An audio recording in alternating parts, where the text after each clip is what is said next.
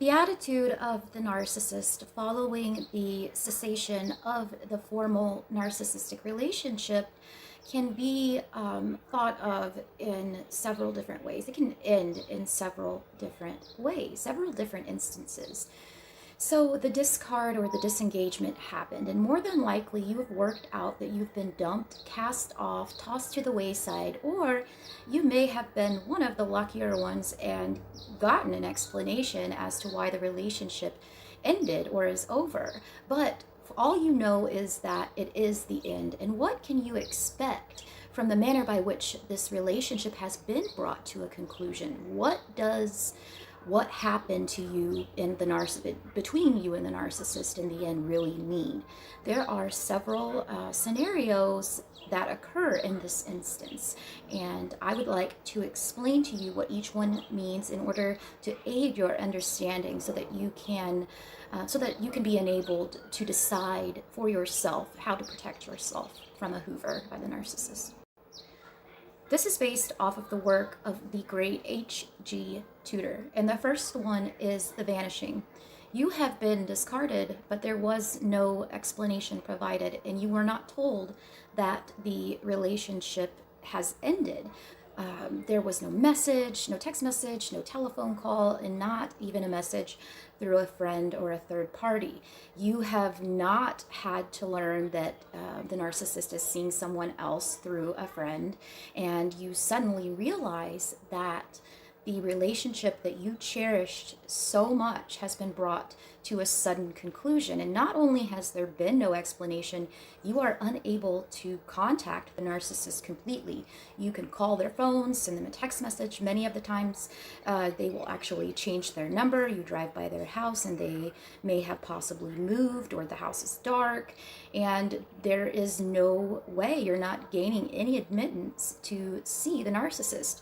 In some cases, you may not get past the flying monkeys or the gatekeepers who guard them at work and the usual bars and haunts where you might find a narcissist, and each of those places are devoid of the narcissist's presence no matter where you look. It's as if the narcissist has vanished off the face of the planet.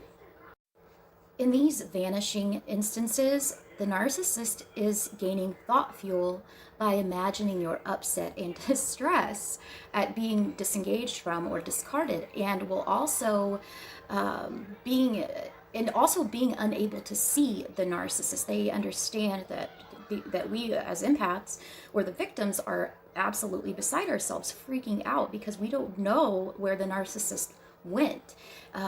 They don't want anything more to do with you, for now at least. They're not interested in gathering any more narcissistic supply or narcissistic fuel. There is no triangulation between you and the new supply, and this happens when the narcissist has been able to fully embed a brilliant source of primary narcissistic supply, and their needs are now being met by that person. This person has their total focus, and you are not even an afterthought. Of course, there always remains the possibility of you being hoovered back into the relationship, depending on how you would enter the spheres of the narcissist interest or the narcissist mind or influence, and that is not going to happen for months or possibly years, even longer. They've had their eye on a prize for a very long time that is not you, and they feel no need to even look for you after this for quite some time in many cases.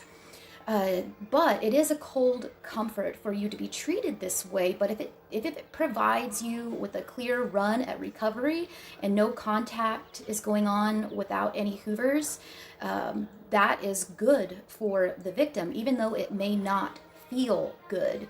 At least you have some sanity of mind, soul, and heart. And then we have the stay the fuck away from me scenario, where you have been discarded again with no explanation. However, you are able to contact the narcissist in some way. Naturally, you are bound to do this because you want to know where the hell they went and what has just happened, why they haven't called you in several days, why they haven't returned your text messages. You are upset and puzzled as you have waited outside of their place of work or their home, waiting for answers. You want these answers more than anything, but you are not going to get them. You will be told that you are crazy, you are a psycho and a stalker, and that you should stay the hell away from the narcissist. This is done to gain negative fuel from you by compounding your stress, your distress, with their aggressive and dismissive response to you. In this instance, they have not been able to perform the vanishing act and thus remain open to reappearing in your life. They are not interested at this point in drawing any more negative narcissistic supply, as again, they are focusing on the new source of narcissistic supply. And the fact that you have reappeared can cause the narcissist to feel ashamed. This is what can cause the aggressive response from the narcissist. They're ashamed that they haven't been able to remove you from the face of the earth because you are a reminder, a stark reminder to the narcissist that they once had to rely on us for narcissistic fuel. And someone like you, they just want absolutely no reminder of. They don't want us messing up this brilliant new relationship that they have acquired and did so behind our back. And we are essentially a thorn in their side. So don't expect anything nice from the narcissist. Expect vitriolic responses, and then there will be the unleashing of measures designed to keep you away from the narcissist and the new source of supply, like the flying monkeys who will be policed to keep you away. And you are completely confused as to why you are being treated this way, but you still want answers and you still want closure, and there will be no closure, there will be no answer. The hoover will come, and it is subject to the usual considerations in different scenarios, as everyone is different. But as in the scenario that I have just described, the hoover will not come for some time, quite some time. The half answer scenario. This is where you will be told that the relationship is at an end, and it may be through a message, a phone call, or even face to face. You can expect this scenario to be more than likely probably when you're dealing with a greater narcissist and possibly some mid-range narcissist.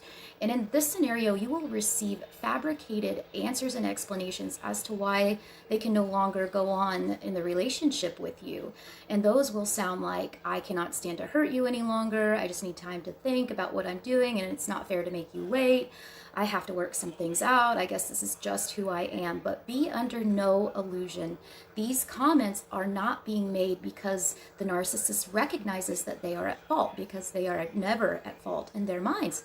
Nor are these comments being made because they recognize that they have made some kind of mistake. They don't recognize this at all, but you are the problem to the narcissist. We are the problem to the narcissist. And the narcissist is savvy enough to figure out that realizing that performing this mea culpa in some way is an ideal routine and an ideal way of keeping you hanging on for a future hoover. In typical empathetic fashion, we will want to understand, we will want answers, and we will want to help. This scenario is designed to end the formal relationship between you and the narcissist, but allowing you to hang around as much as you would like to. There is nothing that's keeping you away from the narcissist, and they may even suggest that you remain friends, and that is something I do not recommend doing. You will find out soon enough that you have been replaced, and they may try to cover this up. All of this this is done from a sadistic position of wanting to see just how crushed you are when you find out that they are seeing somebody else. They want to witness this reaction to draw that negative proximate fuel from you. And even if they're just hearing about your reaction and not actually seeing it, they want to see us beg, cling, and plead like many of us did and still do. And that replacing of us all but keeps us hanging around more and keeps that narcissist hanging around more, because they understand that there is a very potent negative supply to be gained. And this is where triangulation, a, a fantastical game of push and pull, starts and is enabled. The victim will keep in touch with the narcissist, hoping to win the narcissist back, hoping to gain answers and find closure.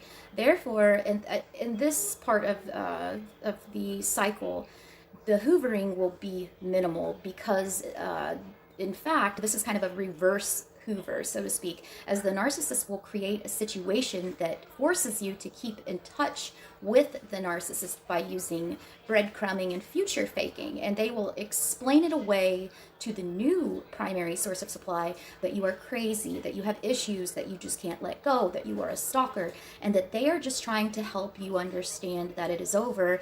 And in reality, they are doing it just, they're keeping you around just to gain fuel, no matter what kind of fuel it is, because at the end of the day, that is all it really is truly about with a narcissist, their lifeblood, which is narcissistic supply or narcissistic fuel.